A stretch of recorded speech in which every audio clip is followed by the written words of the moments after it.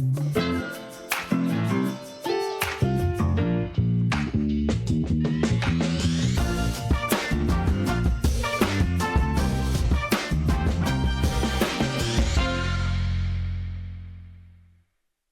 afternoon. Welcome back and welcome to The Forum, a weekly program of the Columbus Metro Club where we cultivate the conversations and connections that truly drive our region forward. The Forum brings together visionary leaders, CEOs, members of Congress, college presidents, UN ambassadors, artists, and change makers to examine issues that truly matter, exchange diverse perspectives, and forge connections that create a better Columbus. My name is Sophia Pfiffner. I'm the president and CEO of the Columbus Metropolitan Club. And for those of you who are joining via our live stream, we're coming to you from the beautiful National Veterans and Memorial Museum in downtown Columbus. Thank you so much to the Harrison Smith Legacy and Civic Engagement Fund for making today's forum possible, and to our sponsors, Downtown Columbus Incorporated, Event Marketing Strategies, MKSK, and the Robert Weiler Company for continuing to support conversations just like this. We'd also like to thank Downtown Columbus Incorporated for providing today's complimentary parking, so hooray for free parking for those of us who are joining in person. And thanking to our presenting sponsor of our live stream, the Center for Human Kindness at the Columbus Foundation, and our partners at the Columbus Dispatch and the Columbus Metropolitan Library. And again, we couldn't say thank you enough to the National Veterans and Memorial Museum for hosting us. As you can tell, every CMC conversation takes a village, so let's give everyone a round of applause.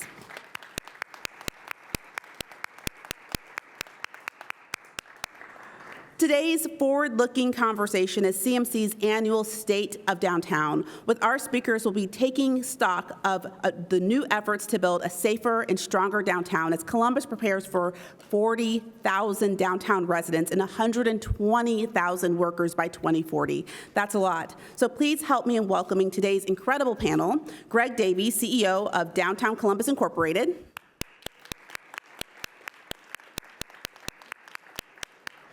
Robin Davis, Executive Director of Safer Downtown; standing in today for Commander Dwayne Marby, whom we wish a speedy recovery from surgery, is Smith Weir, Deputy Chief of the Columbus Division of Police. And your host, returning once again to CMC, is Don Tyler Lee, former Deputy Chief of Staff for the City of Columbus and the founder and CEO of Forest Street Consulting. I love the pizzazz. I'm here for it. All right, before Don begins today's panel conversation, we're going to set the stage, as we do every year with the State of Downtown Report. Sharing the newest update is the CEO of Downtown Columbus, Amy Taylor. Amy, welcome back to CMC.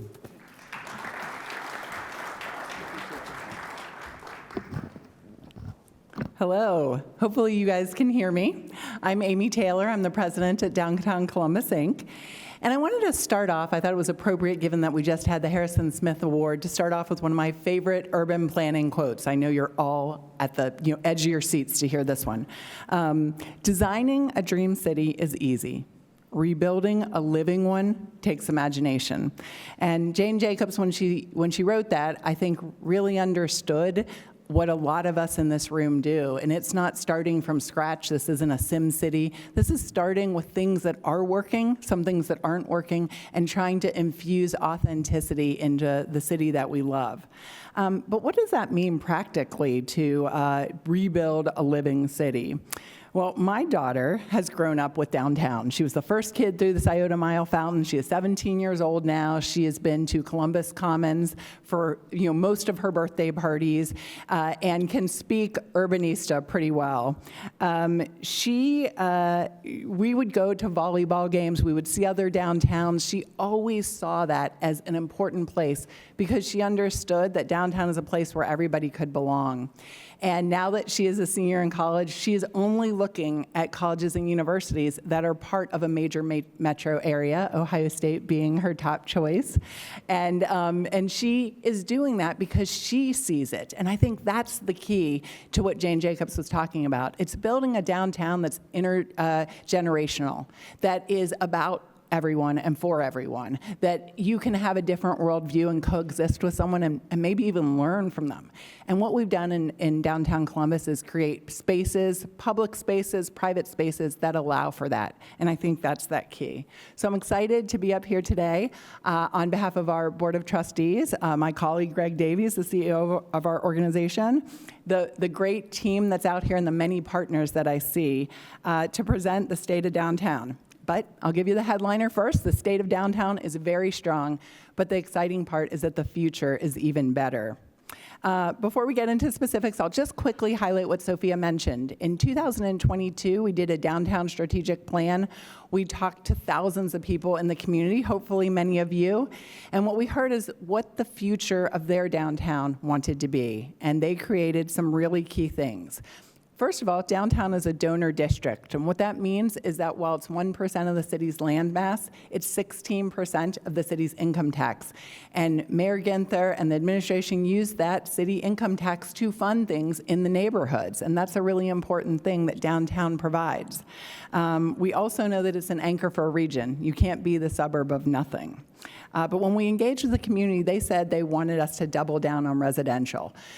They really wanted to get to 40,000 residents by 2040, and I think the reason that they grappled with that is that if you can get people to live downtown, getting them to work downtown and play downtown seems easy.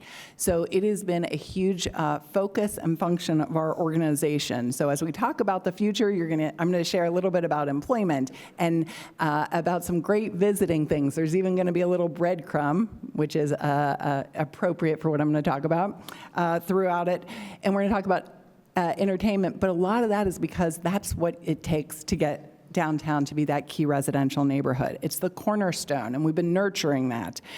So I'm excited to say that in the past year, 770 new residential units have come online, bringing our residential total to 13,500. And the exciting part is we are starting to get some of those really crucial and key elements that we need. The first question I got the first time I ever did a CMC, which was almost 20 years ago, was where is the grocery store? And I had so much to announce. We were talking about the transformation of Columbus Commons transformation of City Center to Columbus Commons, and we were talking about the Scioto Mile, and no one wanted to hear that because the barometer for success was whether we were going to bring a grocery store.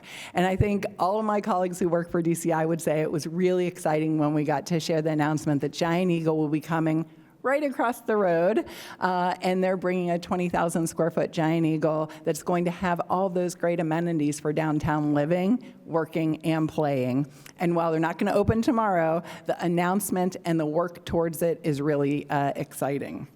Other cool projects that have opened is the Pembroke, which is just on Broad Street, a little bit north of the PNC Center, which just opened last year. And if you haven't been to Butcher and Rose, I highly recommend the lobster rolls. And those are some exciting projects that we've seen. Continental Tower, transforming an office building to 409 residential units is a coup. And in fact, a lot of times people keep saying it can't be done. But here in Columbus, in downtown Columbus, we're doing it and proving them wrong. And so that's an exciting project, again, steps away from one of my favorite places, Poke Bunny. So if downtown's a three-legged stool, and residential is the first, the second is workforce. In fact, the really thing about downtown is it's that crossroads of commerce and culture. And you start feeling like if all downtown was office, we used to say, we needed to have more of other things. Well, post-COVID, we need to really rejuvenate and remind people why coming into the office was important. So I'm excited to announce that in 2025, 90,000 employees work downtown. But more importantly, they made 11.5 million trips downtown to the office, about 700,000 more than last year. So as I told you, this year's news is great, but the most exciting is the projection and the trajectory of where we're going for next year. The third leg of the stool is retail, and it's the one everyone loves to talk about. That's why I mentioned Giant Eagle. And I think it's because it is an important component of what people view as a central and successful downtown. There are 224 retailers downtown, and we did welcome 20 new businesses. Shout out to the City of Columbus and Councilmember Nick Bankston, who helped with the ground floor growth program. This is a way that we are trying to not just make sure that downtown has retail, but the retailers look and feel like our community. So we looked to fill retail in strategic critical gaps. We opened 3 new retailers this year: Evolvery Clothing, Nostalgic, and Quality Wellness and Fitness. And they join the 3 Bites and Black Kahawa. Both are on Broad Street. And if you have not tried 3 Bites Bombolone, it is worth every calorie. And I love the espresso martini at Black Kahawa. But they don't just join ground floor growth things. We've got Artisans and right there at the corner of Gay and High, just won the Harrison Smith Award for that space. But it's because it's populated with great things like Hanks and Chouette and Veritas, and now Artisan and, which is a great place you can go and get home goods. Glamazon Jane, Cure Coffee and Cocktails. And we just announced a new concept. We were really excited to do this by Chef Josh Dalton of Veritas and Spec, and he's going into the new Milestone space, or the Milestone space. He'll be the new restaurateur later this year. So the good announcements keep on coming.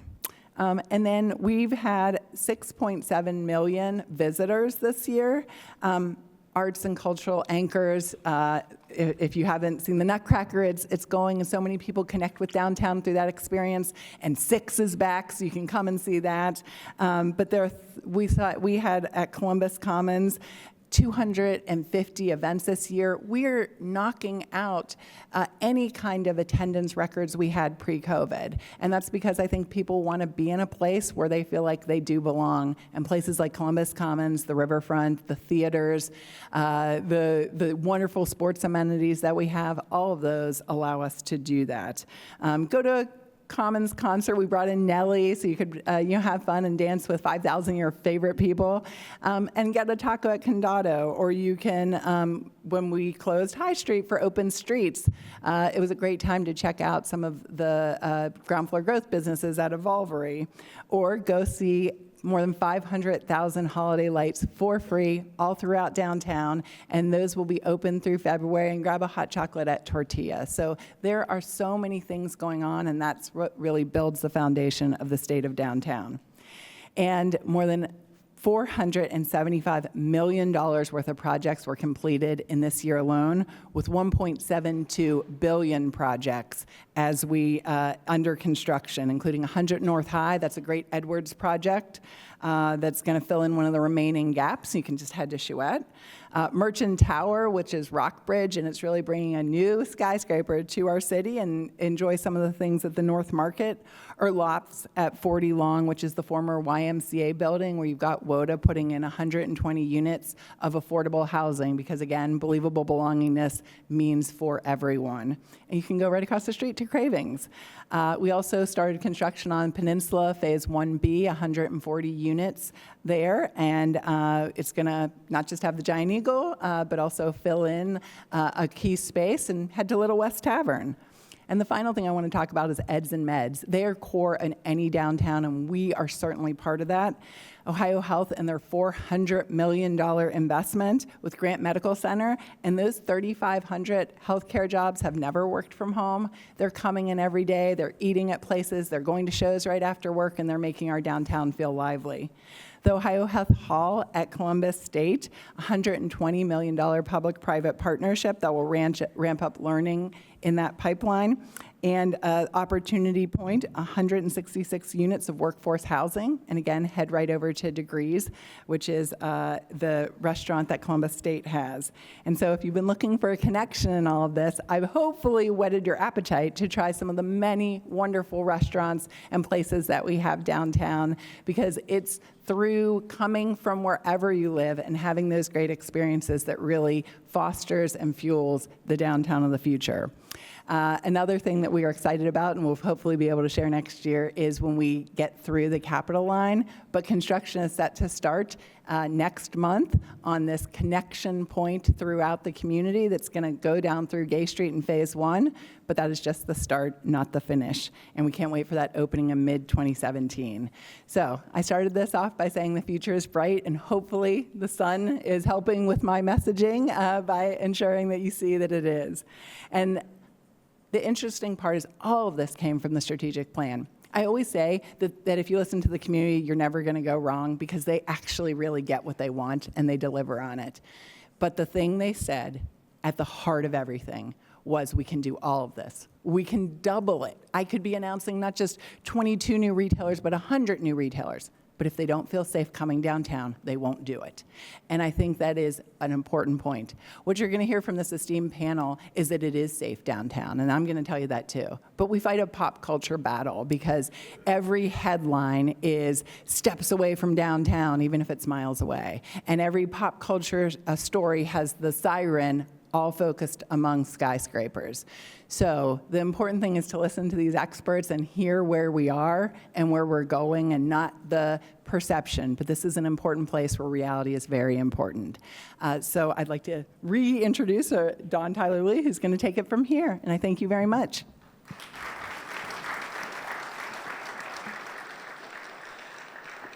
Good afternoon, and thank you, Amy, for laying the foundation for our conversation.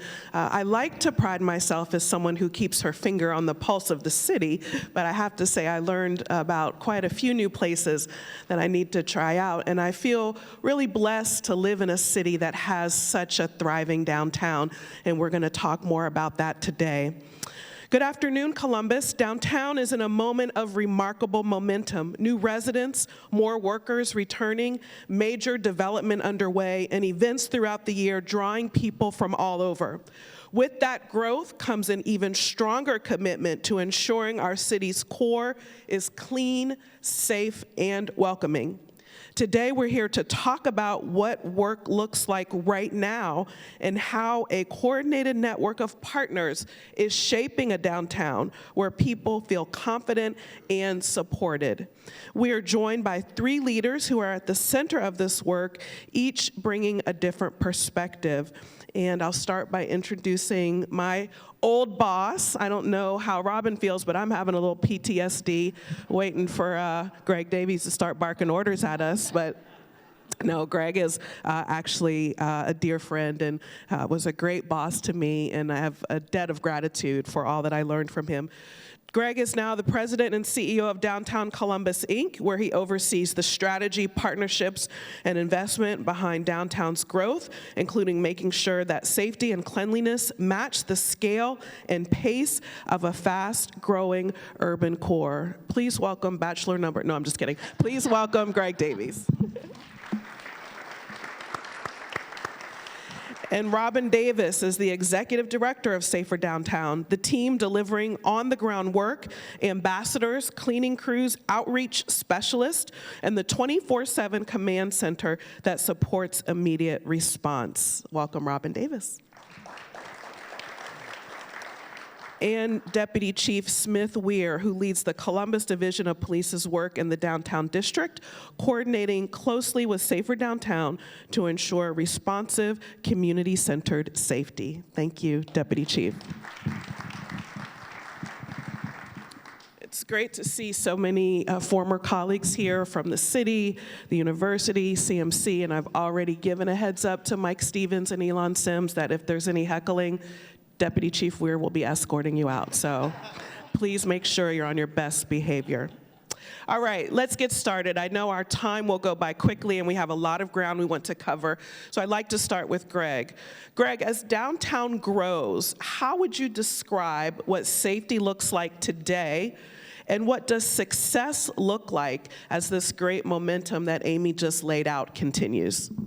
Thank you, Dawn. It's good to see you again. And I had PTSD worrying you're going to ask me a bunch of tough questions today, so I think I'm still a little more nervous than you. But thank you for having me. To answer the question, I think safety, Amy and I took our positions in 21, right after COVID.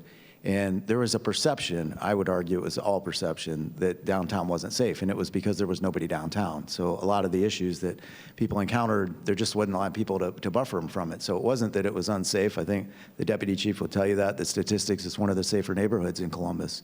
But the perception was real.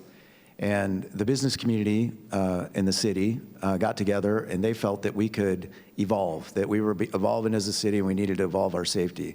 We were doing a lot of safety with private officers from special duty officers from the city. We had private security that patrolled our assets, but it wasn't all coordinated. And so what we did is looked at best practices, and we went up to Detroit. First, we looked at Ohio State, and Ohio State did a great job with cameras, and we learned a ton about force multipliers from the university. And we were able to take that up to Detroit, where they had done a large-scale project, and we actually brought back the gentleman that ran that. And we created Safer Downtown. And the idea was the business community, through the Columbus Partnership, really wanted to feel that downtown was all connected. And so we had large institutions like the Huntington, Franklin, all of the big employers that you can think of that have private security. The city had some security. The SIDS had some security. We had some security, but it wasn't all connected. And we thought, how can we leverage all that? And so that was the exercise for what it is. To answer your question, what it looked like in the future, I think success to me looks like, I know it's safe, but success to me looks like people coming downtown tell people it's safe and encourage people to come downtown. And visitors that come feel safe, and we get the activity that we're looking for.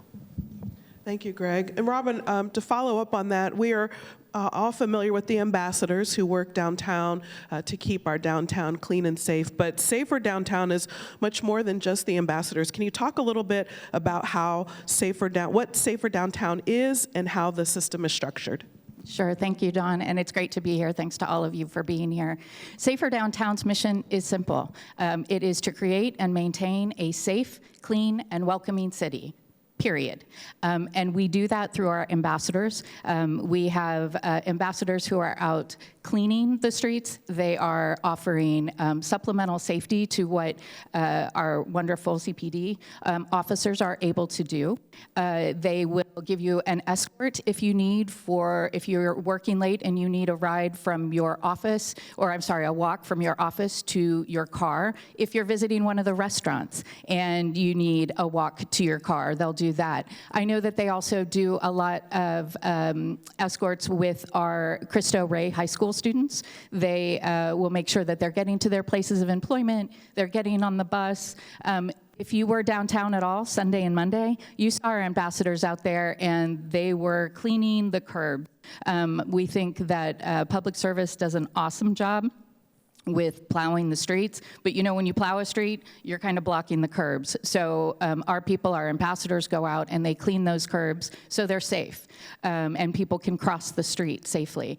They also do things that if they weren't doing them, you would notice it, but you may not notice now. They clean graffiti, they clean up trash. They help to take care of homeless folks, people who are experiencing homelessness. If we get a call from someone and they say, we've got someone who has slept in our doorway overnight, they will be able to engage with them. We also have 4 full-time outreach specialists from Mount Carmel, and they work to build trust with the homeless population, help to work more long-term, not just to move them from one doorway to the next, move them another block, or move them to another neighborhood.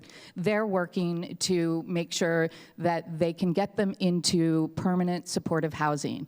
Do they need mental health help? Do they need substance abuse help? Do they need medical help? And our outreach specialists do that. We also work very closely with CPD. We hire a number of special duty officers almost every day. They patrol only our area, only our boundaries, and they work really closely with our ambassadors. Our ambassadors can say, we're seeing a little bit happening here, and vice versa. Special duty can also tell us, hey, we're seeing a lot of activity here. Let's double down. Let's make sure we're all focusing on that area. And finally, we're able to do all of this through a command center that's actually built in Lazarus, in the Lazarus building. We have more than 150 cameras. We're hoping to get it up to 200 in the next year that we can watch and we can monitor and we can give that information to CPD if anything's happening. And let me be clear, we're not sitting there watching, you're out there walking your dog every day. We don't care. We don't have time for that. Good for you. But if something happens, it's really important to have that video footage. And so we're able to put that all together, and we work with a number of other partners to be able to make that happen. Awesome. Thank you, Robin. I learned a lot more about what our ambassadors are doing. I wasn't familiar with all of those services, so thank you for that. Deputy Chief Weir, so there's a lot of conversation about crime data downtown. I'd love for you to share some of the facts about downtown and safety. Well, thank you. I think the oversimplistic picture is that violent crime is roughly down. And what does that look like? Well, over the course of the past 6 years, we've had a high of 4 homicides downtown in 1 year. This year, we're at 2. Our aggravated assaults or felony assaults, and those are typically gunshots in which it's non-fatal, the person lives. It's an assault that breaks a bone that requires some kind of hospital stay. It's the medical definition of serious physical harm. Our ag assaults are down 15% this year in the downtown area. Roughly up and down, our violent crime is down throughout all the classifications. Even our property crime is starting to come down. This year, we're 30% down in thefts from automobiles. We're 15% down in burglaries, and we're 20% down in thefts, all in the downtown district. Now, that being said, that's 30% less theft from automobiles from last year. We're coming off a 3-year run where nationally, thefts from automobiles was the crime of the day throughout the country, where it became the fad.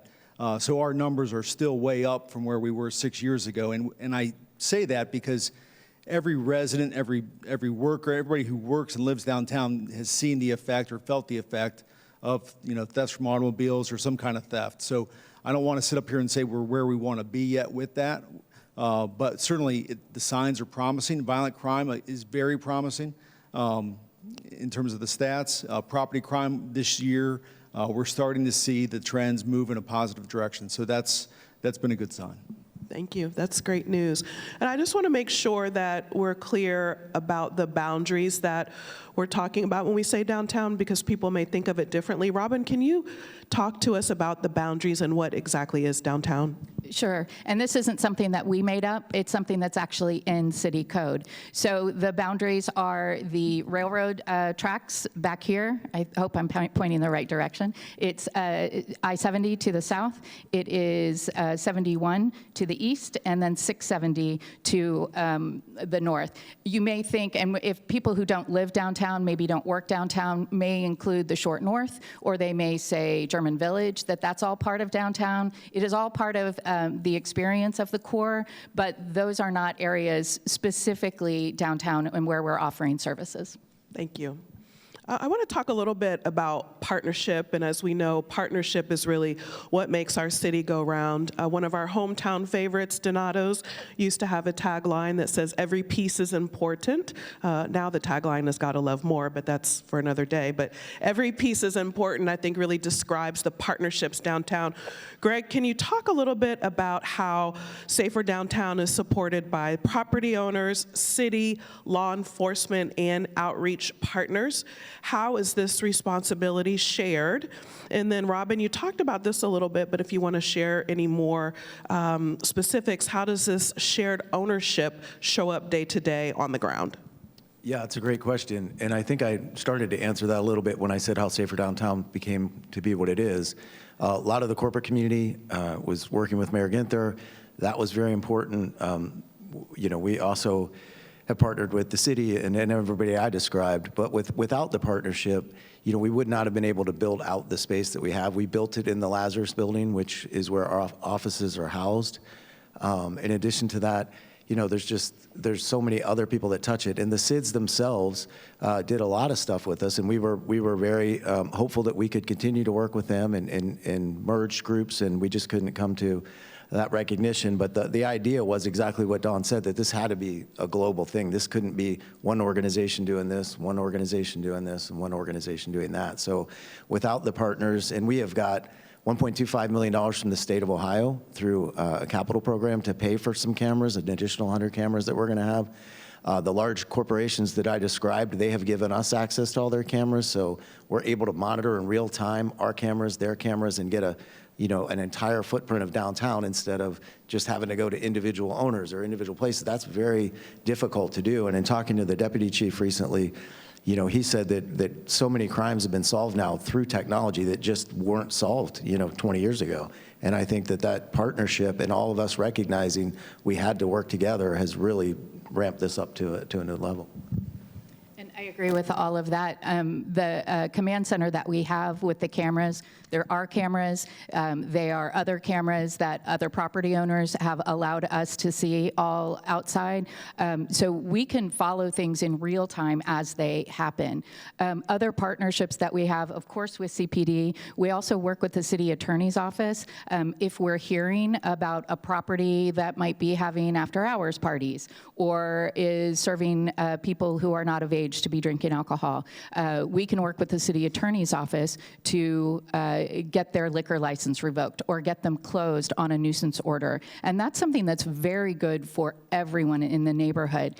We have a very engaged resident population downtown. So they will reach out to us and tell us things that they're seeing, things that they hear, and we're able to follow up on that. We can do the same thing with all of our partner organizations. The Nationwide, Edwards, Grant Hospital, Columbus State, and we can share information. We meet quarterly, but we talk to each other all the time, something that we're seeing, an issue, an area, and what can we do as a community, as a downtown community, as Safer Downtown to fix that. I do want to mention one other thing. You should all have on your table this card, and there is a nice little QR code on it. I would encourage you, whether you work downtown or visit downtown or live downtown, take a picture of that, put the QR code, put this phone number in your phone so that if you're downtown and you see something and you want to say something,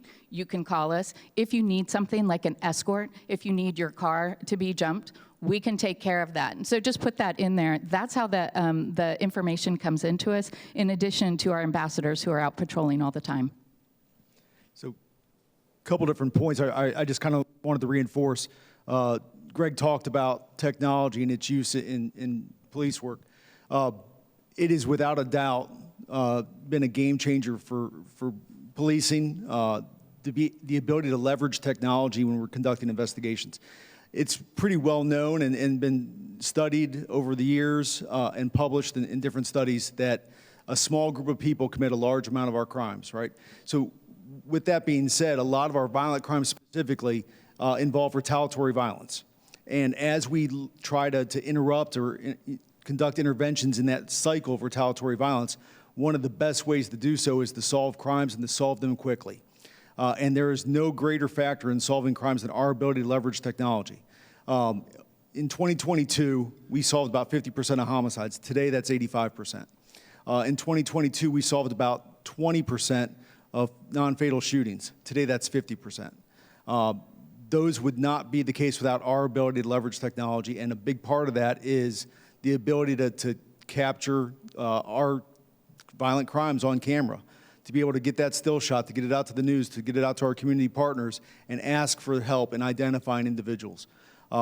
It has been, without a doubt, the biggest factor in solving crimes, and I would suggest that that is one of the big factors in the ability citywide for us to drive down violent crime, has been solving shootings and homicides in a fast manner and get violent individuals off the streets. The other thing I wanted to talk about that Robin had brought up was place-based investigations. So when we look at crime and kind of the where it occurs at and how it occurs and how it organically kind of becomes a factor in a community, we look at three things. It's people, places, and behaviors. And if you had a Venn diagram, where they all intersect is where you're going to get a crime. So when we look at people, we're looking at specifically using data to figure out who exactly is committing the crimes. But when we look at places, it's what places attract the crimes.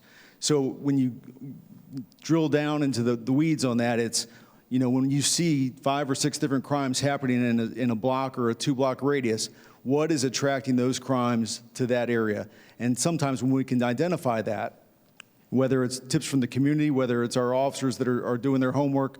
But when we can identify that, there are times where we can use mechanisms through the city law with the city attorney's office to do nuisance abatements, to use civil laws to close those businesses down, or to get compliance from those businesses through mediation or anything like that. So both of those factors kind of go back to the point of when all the city and private businesses and the community are all pulling in the same direction, we get a lot more accomplished. Thank you for that. As we're talking about technology, and Robin mentioned the cameras earlier, 150, that'll be going up to 200. While that is a safety mechanism, we know it also may cause concern for some people who may feel like their privacy is threatened. Can you talk a little bit more about those tools and how we can ensure that people's privacy is being protected along the way? Sure. So we've explained to you why the technology is working, but I can give you assurances. First of all, our cameras, we're not recording sound. We do have someone who is watching, usually multiple someones, who is watching the camera feeds live 24/7. But they are not looking for they are looking for crime, essentially. They are watching for groups that may be gathering. They are able to look back if we know a crime has happened. And that is with CPD and also CFD. There was a fire that had happened in a garage a couple of months ago. We were able to look back and give them camera footage of what we saw people coming in and out. And that was helpful in solving that. So I can't emphasize enough, go about your daily lives. We're not paying attention to that, but we are going to watch for things that are criminal, and we're going to do everything we can to make sure that our city stays safe, clean, and welcoming. I would like to add, we talk a lot about safety, and that's the whole point of what we're doing is clean and safe. But we're also, with our ambassadors, the idea is not to be a police force. The idea is to be welcoming. And the idea, as Robin pointed out with the homeless outreach, is to help. And we took our board to Phoenix a couple years ago, and a few of us were headed to dinner, and we were walking downtown, and a gentleman came up to me, and I was like, well, here we go. What's going to happen? And he's like, sir, you look lost. Can I help you find something? And he was an ambassador for the city of Phoenix. He walked us to our restaurant, was very proud of the city, talked about it.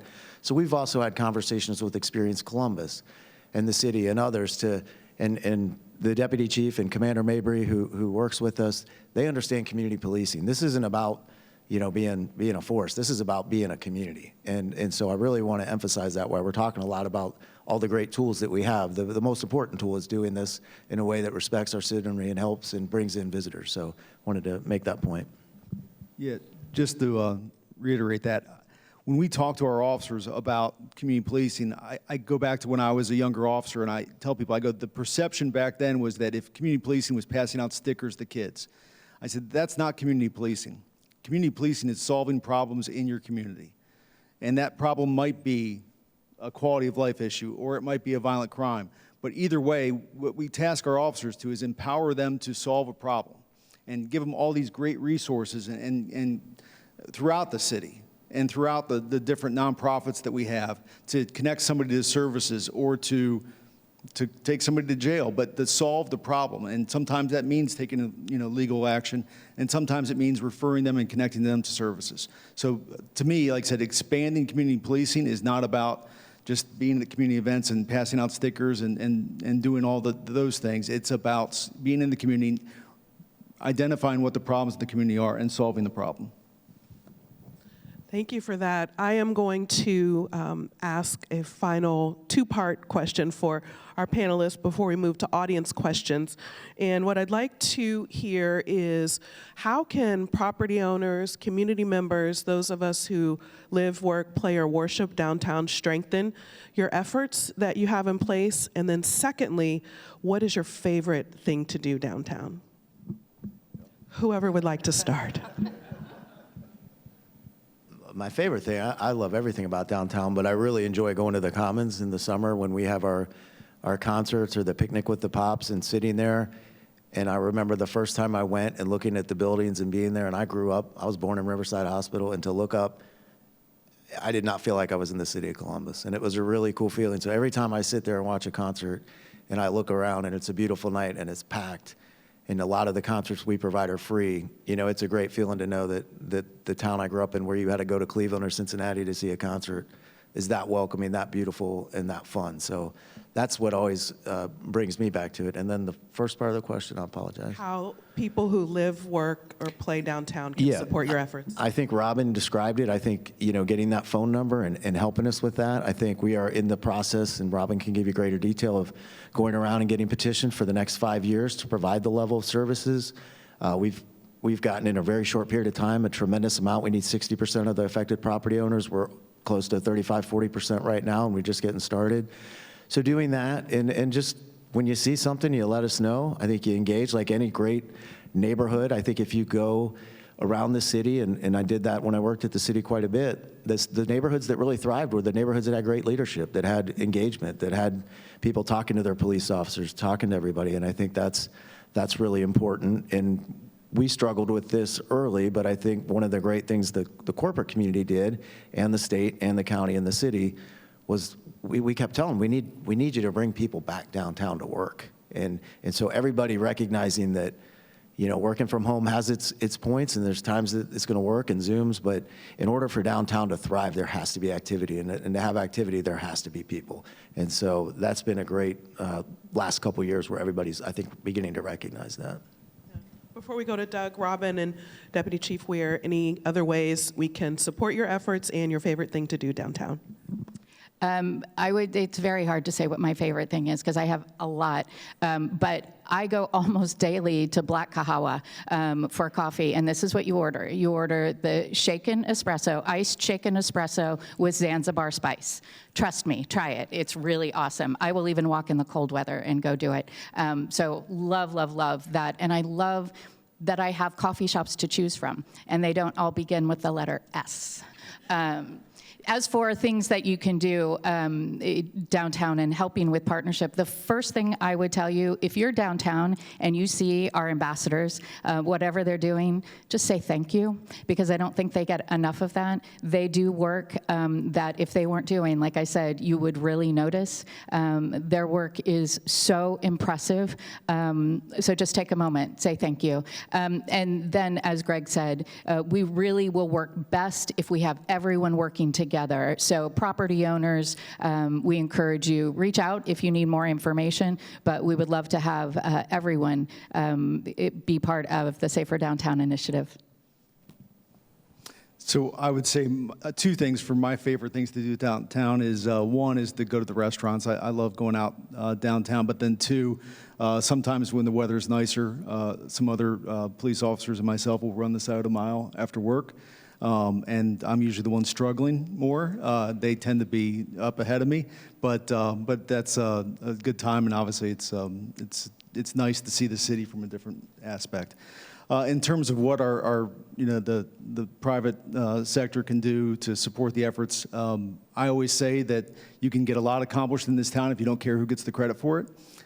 So again, it's that Columbus way. It's private, public, working together, pulling in the same direction, and just be part of the solution. Awesome, thank you. We have time for some audience questions. If you have a question, please make your way over to the microphone. If you're joining us on YouTube, please type your questions into the chat. Very much, and thank you so much to today's panelists for a great conversation. I think my personal favorite downtown experience is kayaking on the Scioto, which was a lot of fun. If you have a question for today's panelists, please do join us here at the microphone. And again, if you're watching online, please type your questions in the chat. We'll try to get to as many of those questions as possible. Great questions at CMC always have two things in common, don't they? They can be asked in just a couple of sentences. And what punctuation mark does a question always end with? It should end with a question mark. Thank you very much to our repeat guests. I will launch us off with this one. What is the connection between Columbus's rezoning modernization efforts and increasing downtown density? What impact will the modernization of our rezoning code have on density? Not sure that there's a safety component to that, but to answer your question, the answer would be not much, because downtown you can already pretty much build what you want. That's the great part of downtown, and we encourage people many times to build residential downtown. And other things is the zoning that is outside of the area does not apply to downtown. So it's a great opportunity. I'm not saying you can build whatever you want. Obviously, there's still rules and regulations, but in terms of the zoning code that is being referred to, I think that the areas they're trying to get outside of downtown more to reflect what we can do downtown. So I think we're already kind of ahead of the game in that sense. Thank you so much. I'm Karen Huff, the founder and CEO of Improv Edge. My favorite title, however, is I'm the vice chair of the Board of Trustees of CAPA, the Columbus Association for the Performing Arts. We bring over 1,000 productions downtown every year, including those wonderful ones on the Commons. And my question is for any of the panelists, I was so interested to hear that you went to Detroit to get some best practices around camera work. Are there other sister cities or other aspirational practices where you have gone to visit a city that you want to bring back to us? Thank you. I think in addition to Detroit, and I was not on that trip, but I've worked very closely with Cincinnati. It's called 3CDC. It's something that we have set up. We're kind of modeling after, in addition to some of the other cities. What we're looking at doing, bringing everything under one umbrella, in this case, Downtown Columbus, Inc. And that's what they've done as well. So you have your safety arm, your safety and cleanliness arm, you have your development arm, and that all works together. The folks at DCI, as Amy said, they do an amazing job with events, so we don't need another arm for that. They do that, they do the marketing, and they also do research. So we're looking at a lot of those, and we're willing to borrow, steal, if you will, other ideas that have been successful in other cities because we have a lot in common. I do speak regularly, though, to the folks in Cincinnati in particular. So from a law enforcement standpoint, we have a R&D department that when we're looking at any kind of policy situation, we'll reach out to major cities across the country and find out what those cities do in terms of operations or policy. So that's a regular exchange of information, and they do likewise. They send information, ask questions of us, and ask what we do in certain situations. There have been other cities we've gone to where we physically visited their real-time crime centers, or we visited their, investigative agencies or their patrol operations, and look, how do you handle this, or how do you staff this? So there's a regular exchange of information along those lines. And yes, same kind of thing. It's, they want good ideas from us. We want good ideas from them. We want to see what works for them in other cities and see if it can be applied here. Thank you. Our next question, please. Thank you. I'm Scott Whitlock, member of Columbus Metropolitan Club and a trustee emeritus of CAPA. I applaud what you are doing to make downtown safer. From a residential standpoint, however, the choice is not between downtown Columbus and downtown in another major city. The choice is between downtown Columbus and suburbs. Statistically, how does downtown Columbus compare with the major suburbs here in Franklin County? In terms of crime, sir? Crime specifically, and other things by which you would measure safety. So crime specifically, obviously downtown is still a little bit higher than some of the outlying suburbs, but that does not mean that the suburbs are immune from some of these crime sprees. I know that many of our suburbs have struggled with thefts from automobiles specifically, just like we all have. And we have taken steps to try to tackle that together as much as possible through the exchange of information. Early on, obviously we identified that a lot of the rise in the theft from automobile trend was with juveniles specifically. We developed a program called Next Gen, which used data and to identify repeat offenders and our major offenders in theft from automobiles specifically, and motor vehicle thefts. And that information was developed. It was also shared. It's shared with Ohio State University. It's shared with Dublin and Hilliard and Westerville and Pickerington and all the major suburbs that have police agencies that are seeking that information. We work with them all the time, Franklin County Sheriff's Office. So they have struggled with it as well. I don't know their exact data, off the top of my head like I do Columbus's, but at the same time, as a general rule, they do not have the violent crime that we do. But A lot of times crime is density driven, and we are the most dense neighborhood, in the region. So I guess that would be the answer to the question. And I'll add just one other bit of that. You make a good point, not necessarily just for residents, but we hear often, and it breaks my heart every time, I don't want to go to see something at Ohio Theater because it's not safe, which is one reason that we have the ambassadors that can help with that. They also say that there's no parking, which is something altogether different. There's plenty of parking. But our ambassadors can really help with that. Sometimes the perception is different than the reality, and we are working really hard to make sure people know that it is a very safe community to live, work, and play. Thank you, Mr. Whitlock. Our next question, please. Hi, I'm Brian Williams, a semi-retired freelance writer.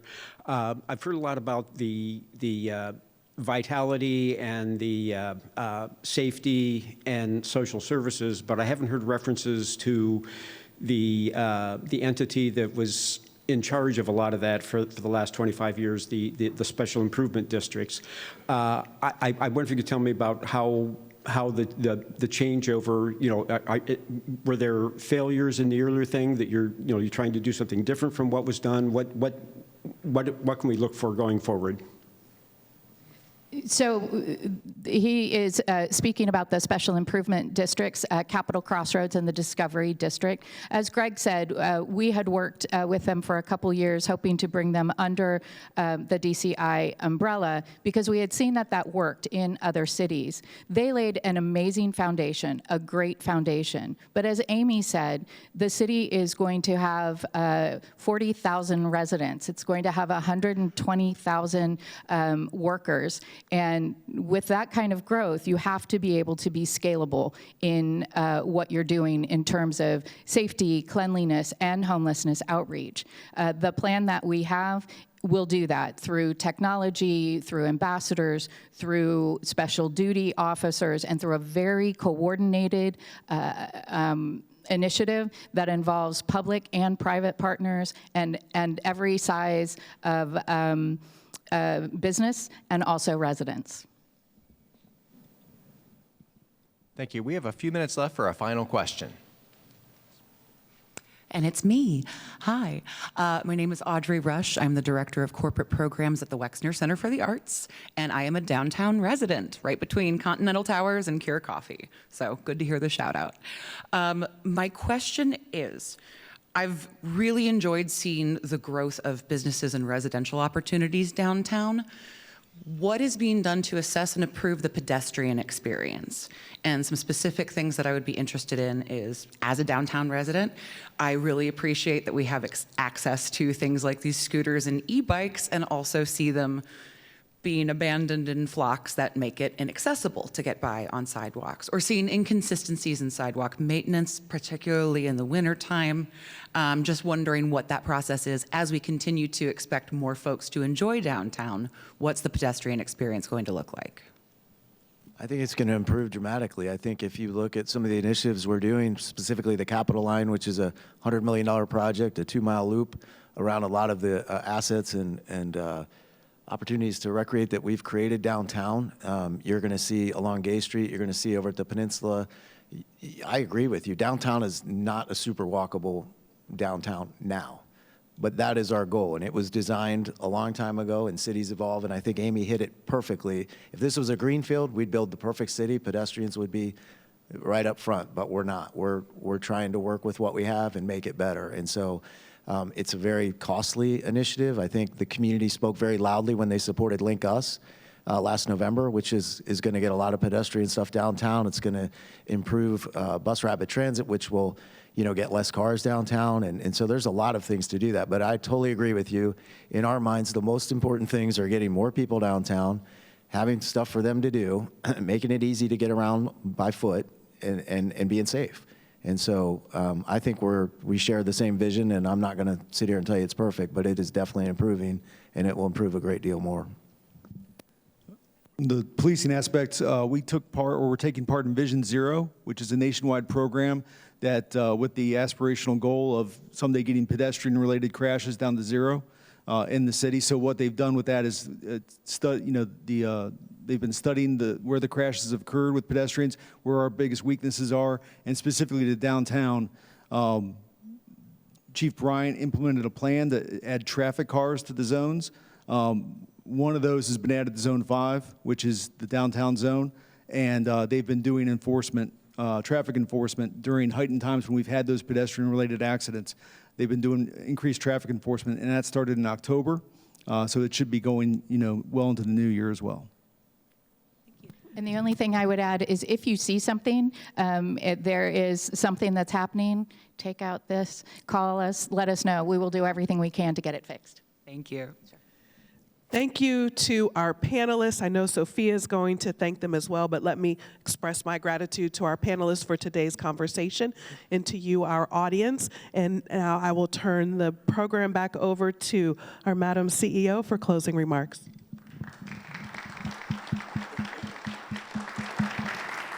All right, well, thank you everyone for joining us for another conversation. Greg, you had a really great point that neighborhoods that thrive are neighborhoods with great leaders.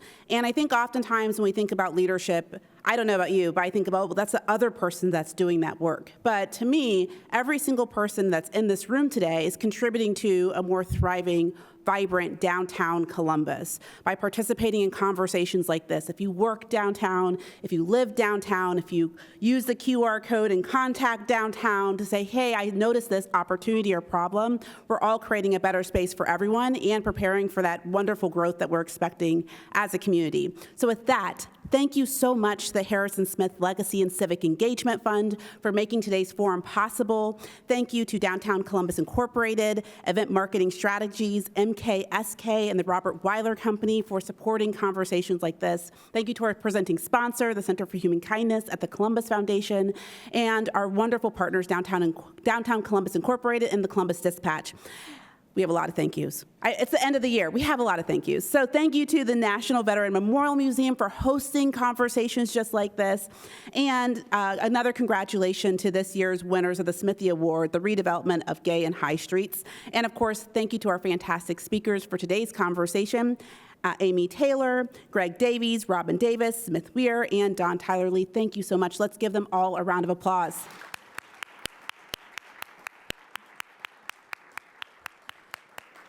If you're participating in civic conversations, you're probably somebody who also likes to read too, and we're so thankful to the Columbus Metropolitan Library for recommending a book to continue today's conversation, Walkable City, How Downtown Can Save America One Step at a Time by Jeff Speck. It's available at Columbus Metropolitan Library, so please feel free to check it out. We are going on a little bit of a holiday break for a couple of weeks, but we will be back on January 7th for the CMC's annual Blue Chip Economic Forecast. I'm just letting you know, if you haven't purchased your ticket, got to purchase your ticket. We're selling out pretty quickly. Happy holidays to everyone. I hope you have a wonderful new year, and we'll see you in January. Thanks so much.